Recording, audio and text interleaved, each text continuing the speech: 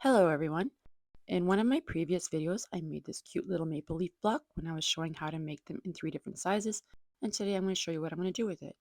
I have some brown fabric here that I'm going to be using for the binding for my little project, and then I had some maple leaf scraps that I found, and I thought they were perfect because it had some reds in it and it would go with my red leaf. And with fall coming, cooler weather is coming, so we are going to be drinking a lot more hot drinks. Well, that's not true. I drink coffee all the time. But anyways, I thought I would make some mug rugs with this. So my block is 6.5 by 6.5 inch square. And then my little side piece is 6.5 by 3.5. And I had enough of this fabric to do my backing as well. And I figured that way it would just make it a little bit simpler. And since my block is already made, this is very simple. I just need to take my strip of fabric, lay it right sides down, and sew that with a 1/4 inch seam. I will leave a link to those videos in the description box below. And when I am sewing this on, the block has seams in it a lot, so I'm going to make sure that I have that facing up and I can adjust and make sure that my seams are going the right way and I don't accidentally get them flipped. So I have some scrap batting here and I'm just going to be using these cutoffs to do these smaller projects.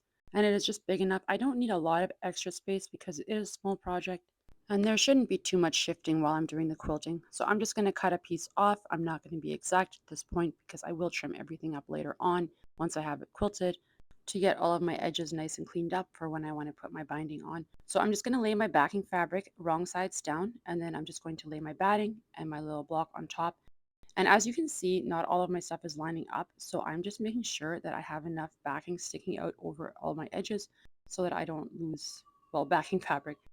And I'm just going to use my trusty old masking tape as a sewing guide for my quilting. And here I'm just kind of going to figure out where I want it, and there is no rhyme or reason for it. I'm just picking a spot, laying the tape down, and then I will just sew right against the edge of that tape on both sides. And then I'll just move my tape over and continue doing that and do like a crosshatch pattern on this. I did decide to pop a few pins in here just to help hold it in place so that it wouldn't all of a sudden move around. I know a lot of people prefer basting spray and I have actually never used it. I'm just making sure that I'm not going to put any too close to that tape because that is exactly where I want to sew. Let me know in the comments below which method of basting you prefer, pinning or basting spray. So I have my walking foot on. It is a small project. I wouldn't have to put it on, but it was on from a previous project and I figured, well, then I'll just leave it on. And I'm just going to slowly sew along. It looks like I'm going a lot faster, but I do have the video sped up a little bit. And once I've sewn down the one side, I'm just going to turn it around and then go down the other side. And then I will move my tape over. And that's the beauty of masking tape. It comes off very easily and then you can actually reuse it. So I say very easily as I struggle. But no, once I have this taken off, I'm just going to line the edge of the tape up with one of my stitch lines. And then I will just sew down that side. And this way all of my stitches will, or I guess my spacing will be equal. They will all be the same width apart if I do that. And then while I'm here, I'm just going to grab another piece of masking tape and then just do that same thing with the other stitch line that I had there. Because with the first one, I went up and down both sides. And this way I can do the same thing. Sew down one side and then move it over. And I'm just going to continue doing this until I have all of my lines done going one way. And then I'm going to turn my tape and start going the other way. And that'll give the crosshatch look. And then here I'm just going to try to do the exact same thing I did with the first one. I just kind of lined it up with the center of my maple leaf block. And then that way I will have my lines going at the same angle because I don't want to change that angle too much because it would end up looking a little bit weird. But now I'm going to do the same thing as I did with the first one. Sew down, up and down. And once it's all done, this is what it looks like. I just used a neutral thread. I used Orful 50 weight. It's actually my first time using Orful thread and it actually worked really well. I'll try to leave a link to that thread in the description box below. But now we have it all done and we are ready to square it up, or I guess straighten up those edges. So I'm just going to take a ruler and then line it up with the edge of my block and then just trim off all the excess. And then we are ready to put on some binding. I'm not going to do a full binding tutorial. I've already done a video on that. But I'm just making sure that I'm leaving myself an extra long tail so that I will have room to join everything later on.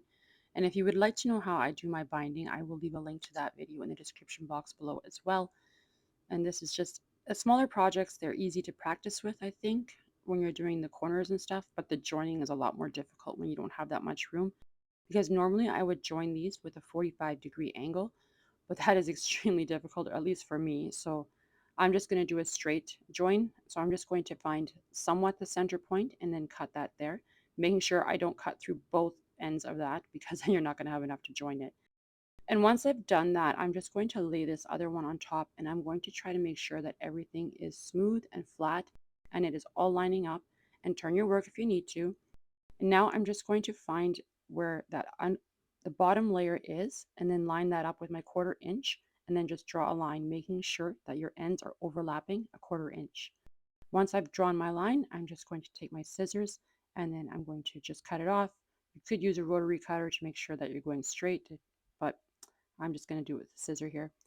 And then I like to fold my project in half and put a little clip there. I find it's a little bit easier to join your ends if you can get the bulk of your project out of the way.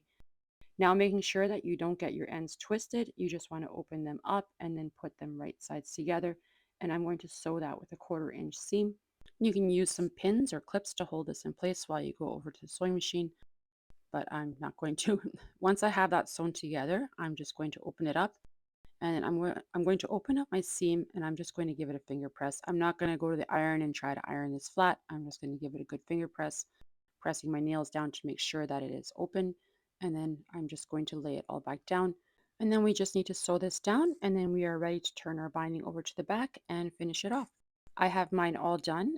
You can machine stitch it if you would like to. My machine stitching is awful with binding, so I do hand stitching, and honestly, I prefer the hand stitch look, and I find it very relaxing. But that is my little mug rug. I really wish I had more of this fabric so I could make a whole set of them. But unfortunately, that's what happens when you work with scraps. You very often only end up with one little piece. But that's all I have for now. Thank you so much for stopping by, and until next time.